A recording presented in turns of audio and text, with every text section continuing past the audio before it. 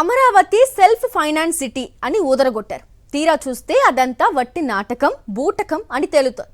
అమరావతి కోసం ఇప్పటికే వేల కోట్ల రూపాయల దాకా అప్పులు తెచ్చారు. ఇటీవల ఆ అప్పులకు సంబంధించి ఆయా సంస్థల రుణ చెల్లింపుల కోసం ఏకంగా 231 కోట్ల రూపాయలు చెల్లించారంటే ప్రజలపై ఎంత భారం పడబోతుందో అర్థం చేసుకోవాలి. అంతేకాదు 33,000 ఎకరాలు చాలు అన్నారు. ఆ తరువాత మరో 50,000 ఎకరాలు కావాలి అంటున్నారు. అంతటితో ఆగడం లేదు. మొత్తం 1,75,000 ఎకరాలకు రాజధాని విస్తరణ అని, ఆ మేరకు భూముల సేకరణ అంటున్నారు. దాంతో ప్రభుత్వ తీరుపై రైతుల్లోనూ ఇతర వర్గాల ప్రజల్లో అనుమానాలు తీవ్రతరమవుతున్నాయి. ఇలాంటి పరిస్థితుల్లో వైఎస్ జగన్ చేసిన మావిగన్ ప్రతిపాదన పట్ల అందరూ ఆసక్తి చూపుతున్నారు. ఆఖరికి చంద్రబాబు కూడా మావిగన్ ప్రతిపాదనను పరోక్షంగా ఒప్పుకుంటూ అధికారులకు ఆదేశాలు ఇస్తున్నారు. అమరావతి నిర్మాణం పేరుతో కూటమి ప్రభుత్వం ఎల్లో మీడియా ఆడుతున్న దాగుడు మూతలపై, ప్రజలను వంచిస్తూ తీసుకుంటున్న నిర్ణయాలపై ప్రముఖ జర్నలిస్ట్ కొమ్మినేని శ్రీనివాసరావు కామెంట్ ఇప్పుడు చూద్దాం. ఏపీ మాజీ ముఖ్యమంత్రి వైఎస్ జగన్కు ప్రస్తుత ముఖ్యమంత్రి చంద్రబాబు నాయుడు కూడా ఓటు వేయక తప్పలేదు. నిజమే, మీరు వింటున్నది కరెక్టే. ఒకసారి గుర్తుకు తెచ్చుకోండి. జగన్ కొన్నాళ్ల క్రితం ఏమన్నారు? మచిలీపట్నం, విజయవాడ, గుంటూరు అంటే ఈ 3 పట్టణాల మొదటి అక్షరాలను తీసుకుని మావిగన్ అన్న పేరుతోటి రాజధాని క్యారిడార్గా అభివృద్ధి చేయాలని ఆయన ప్రతిపాదించారు. దీనివల్ల లక్షల కోట్ల ప్రజాధనం వెచ్చించవలసిన అవసరం ఉండదని ఆయన అభిప్రాయపడ్డారు. వచ్చే ఎన్నికల్లో మావిగన్కు ఆమోదం తెలిపేవారు వైఎస్ఆర్ కాంగ్రెస్కు, అమరావతికి అంగీకారం తెలిపేవారు కూటమికి ఓటు వేయవచ్చని, ఇది ఎన్నికల అంశంగా తీసుకుంటామని జగన్ సవాల్ చేశారు. జగన్ ఈ ప్రతిపాదన చేసినప్పుడు చంద్రబాబు, ఇతర టీడీపీ నేతలు పెద్ద ఎత్తున అవహేళన చేశారు. మతి స్థిమితం లేకుండా జగన్ మాట్లాడుతున్నారని, అలాంటి వ్యక్తులతో రాజకీయం చేయాల్సి వస్తోందని చంద్రబాబు వ్యాఖ్యానించేవారు. కానీ ప్రజలు కూడా అటువైపు మొగ్గు చూపుతున్నారన్న సంగతి గ్రహించారేమో తెలియదు. కానీ చంద్రబాబు కూడా యూటర్న్ తీసుకుని అమరావతి అంటే 29 గ్రామాలే కాదని, విజయవాడ, గుంటూరు, మంగళగిరిలను కూడా కలుపుకొని మౌలిక సదుపాయాలు అభివృద్ధి చేయాలని అధికారులను ఆదేశించారట. ఆయన చెప్పిన వాటిలో ఒక్క మచిలీపట్నం మాత్రం లేదు. బహుశా తర్వాత రోజుల్లో మచిలీపట్నాన్ని కూడా కలపవచ్చని పలువురు అభిప్రాయపడుతున్నారు. దీన్ని బట్టి అర్థమయ్యేది ఏమిటంటే, వచ్చే ఎన్నికల్లో జరిగే రెఫరెండం వరకు ఆగకుండా చంద్రబాబే స్వయంగా జగన్ చేసిన మావిగన్ ప్రతిపాదనను దాదాపు ఆమోదించినట్లే అవుతుంది కదా. జగన్ది మతిలేని ప్రతిపాదన అయితే ఇప్పుడు చంద్రబాబే ఎందుకు చేయగొడుతున్నారో వివరణ ఇవ్వాలి కదా. ఈ రకంగా జగన్కు చంద్రబాబే ఓటు వేసినట్లయిందన్న అభిప్రాయం వ్యక్తమవుతోంది. అమరావతిలో విజయవాడ, గుంటూరు కలిసి ఉన్నాయని చెబుతున్నప్పుడు ఇంకా 1,50,000 ఎకరాల భూమిని ఎందుకు సమీకరించడానికి ప్రయత్నిస్తున్నారన్న ప్రశ్న వస్తోంది. భూసేకరణపై రైతులు తీవ్ర ఆందోళన చెందుతున్నారు. మాజీ న్యాయమూర్తి చంద్రకుమార్ వంటి వారు ఆ ప్రాంతాన్ని సందర్శించి బలవంతపు భూసేకరణ పద్ధతి కాదని ప్రభుత్వానికి హితవు చెప్పారు. అయినా వినే పరిస్థితి లేదు.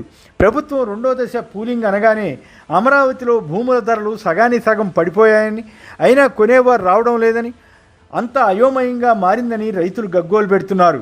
వారు ఈ విషయాలను సోషల్ మీడియాలో కూడా చెబుతున్నారు. విజయవాడ, గుంటూరు ప్రాంత ప్రజల్లో వ్యక్తమవుతున్న అసంతృప్తిని గమనించి బహుశా తన వైఖరిని చంద్రబాబు మార్చుకుని ఉండొచ్చు. ఆయన చెబుతున్నట్లు అధికారులు విజయవాడ, గుంటూరు ప్రాంతంలో కూడా పనులు చేపట్టదలిస్తే అందుకు నిధులు కేటాయించాలి కదా.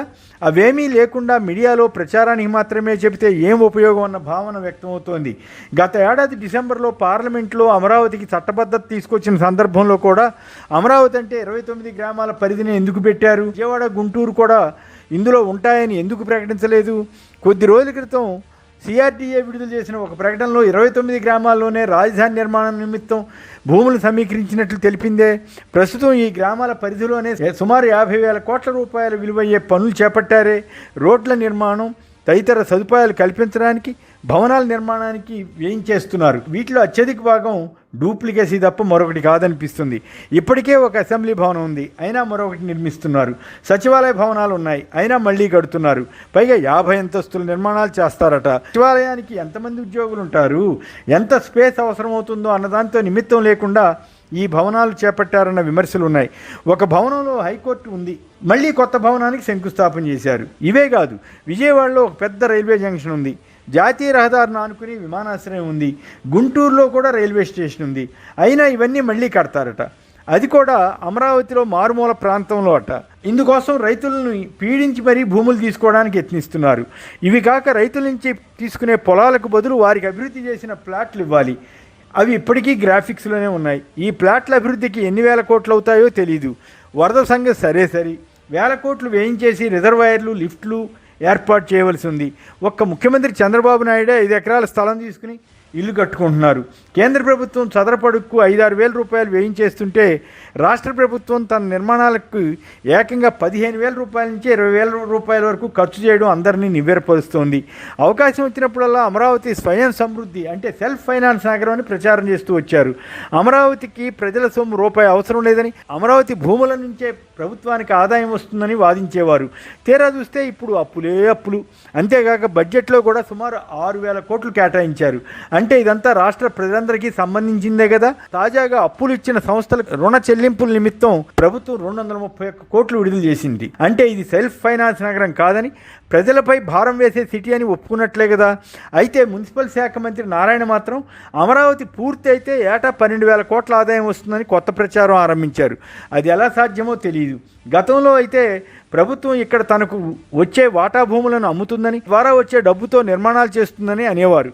కానీ ఆ తర్వాత కాలంలో మాట మార్చి 33,000 ఎకరాలు సరిపోదని మరో 50,000 ఎకరాలు తీసుకుంటామంటూ కొత్త గాత్రం అందుకున్నారు. అక్కడితో ఆగడం లేదు. ఏకంగా 1,75,000 ఎకరాల వరకు పూలింగ్ను విస్తరించారు. అంటే ఈ రాజధాని నిర్మాణం ఎప్పటికి పూర్తవుతుందో, ఎప్పటి నుంచి ఆదాయం వస్తుందో ఎవరూ చెప్పలేరన్నమాట. మరోవైపు పూలింగ్కు భూములు ఇవ్వని రైతుల నుంచి బలవంతంగా సేకరణ చేస్తున్నారు. పోనీ వారికి మార్కెట్ రేట్ ప్రకారం ధర ఇస్తున్నారంటే అదేమీ లేదు. ఉండపల్లి ప్రాంతంలో ఎకరా ధర ఎప్పటి నుంచో 5 కోట్ల నుంచి 10 కోట్లు ఉంటే ప్రభుత్వం కేవలం 73 లక్షల చొప్పునే లెక్కగడుతోందట. రాష్ట్రం అంతటా భూముల విలువలను ప్రభుత్వం పెంచినా అమరావతి ప్రాంతంలో పెంచకపోవటానికి కారణం ఇదేనట.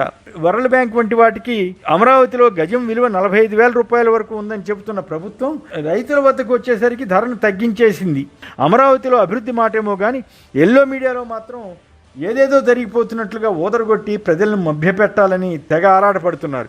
ఉదాహరణకు ఈనాడు పత్రికలో ఈ మధ్య వచ్చిన వార్తలు చూడండి. అమరావతిలో మినీ అమెజాన్ అట, 5 ఎకరాల్లో అమెజాన్ వచ్చేస్తుందట.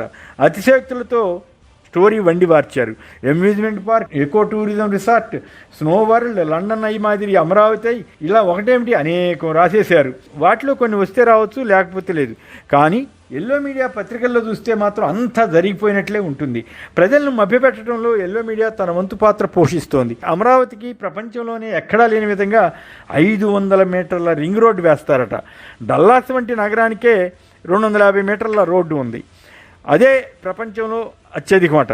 హైదరాబాద్లో 150 మీటర్లు ఉంది. మొదలే కానీ అమరావతికి 1/2 కిలోమీటర్ రింగ్ రోడ్డు ఏమిటని అంతా బెత్తరబోతున్నారు. ఇప్పటికే ఉన్న వెస్ట్ బైపాస్ రోడ్డు జగన్ టైంలోనే దాదాపు పూర్తయింది. అది చాలదట.